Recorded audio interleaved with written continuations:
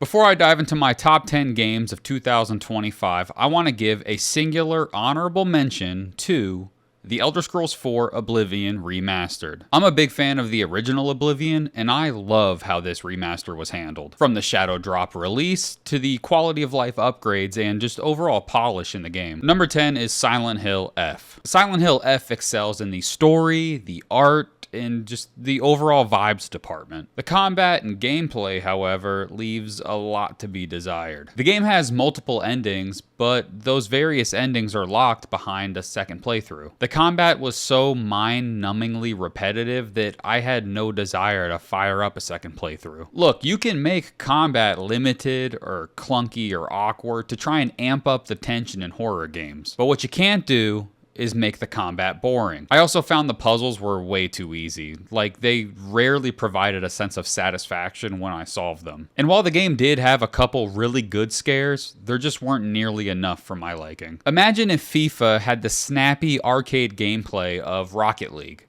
That's Rematch. Sifu developer Slow Clap released Rematch over the summer, and I was immediately hooked. The intricate button combinations coupled with precise timing make the game pretty easy to play, but very difficult to master. But when you do pull off a saucy sequence, it gives that same sense of satisfaction that executing a nasty combo in a fighting game does. Full disclosure, I did play with friends like 99% of the time, which made my experience much better. Though as the player base has dwindled, it does seem like most people online have a sense of spacing and general soccer strategy. While the game is seriously lacking in content, it's got really good bones and is well worth the $30 price point. While I've sunk a ton of time into Battlefield 6, which is incredible, Dead Zone Rogue is actually my favorite first-person shooter of the year. Dead Zone Rogue is a roguelite FPS that has levels reminiscent of, say, Doom, but the gunplay feels a lot like Halo. Whether you luck into the perfect build that just erases a room and your graphics card with the tap of a trigger,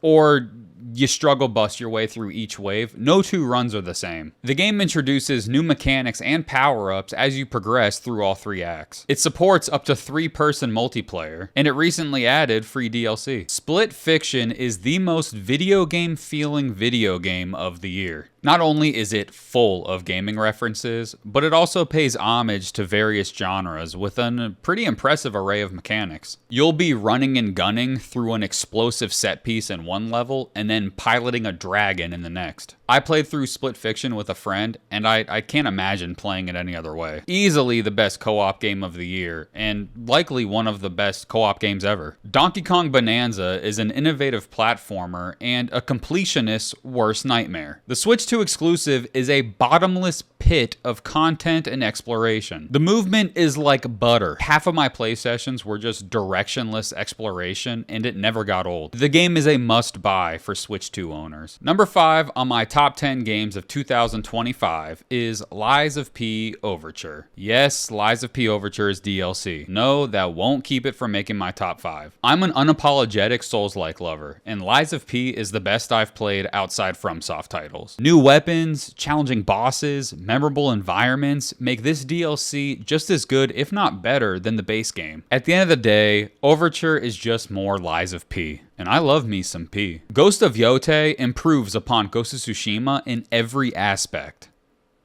except the story. While I find Atsu to be a more interesting protagonist than Jin, the overall story of Yotei just didn't grip me the way Tsushima did. However, the improved and expanded upon combat of Yotei more than makes up for it. Yotei adds multiple weapons that all feel equally viable. The seamless weapon swapping mid-combat feels amazing. Where Tsushima feels like you're playing through an old samurai film, Yotei has more of a like a Western feel to it. Also, the lo-fi soundtrack option that Yotei has feels like icing on the immaculate vibes cake that is this game. Kingdom Come Deliverance 2 was the biggest surprise of the year for me. The writing is top-notch. The freedom of choice is seemingly boundless. The world's logic is fair yet unsuspecting. The jank is charming. The combat is pretty rough, but it's serviceable. The highest compliment I can give KCD2 is this. I constantly found myself asking, can I do this? And the answer was almost always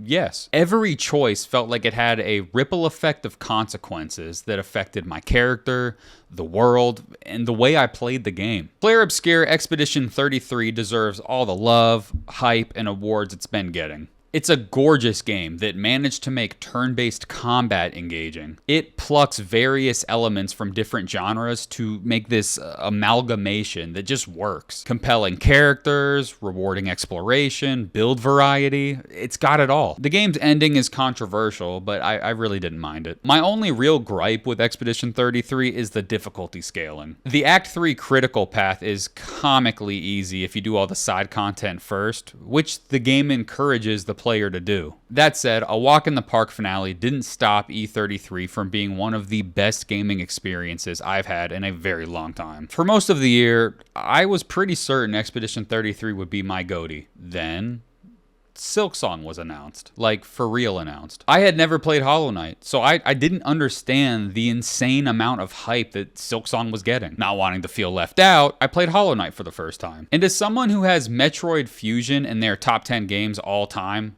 I'm mad at myself for taking so long to experience Hollow Knight. So I no life Hollow Knight, and a couple days later, Silksong comes out. I was convinced there is absolutely no way a sequel to the masterpiece that is Hollow Knight, a sequel that fans have been waiting 7 years for, would live up to the hype. And after sinking almost 100 hours into Silksong, it's safe to say it not only lived up to those enormous expectations, but easily surpassed them. The combat options are expanded, the build variety is so much deeper, the exploration is just as intriguing, and the bosses are just better. My only gripe with the game is some bosses are so tedious that the frustration of dealing with them overrides the satisfaction that comes with beating them. Looking at you, Savage Beastfly. The game isn't for everyone. It's hard as hell, and you get lost a lot. But if you like that satisfaction that comes with banging your head against a boss until you memorize its attack pattern, if you like those aha moments well-crafted level design gives, and if you like lore-rich areas filled with secrets, then my 2025 Game of the Year Hollow Knight Silksong, that shit's for you. Plus it's like $20.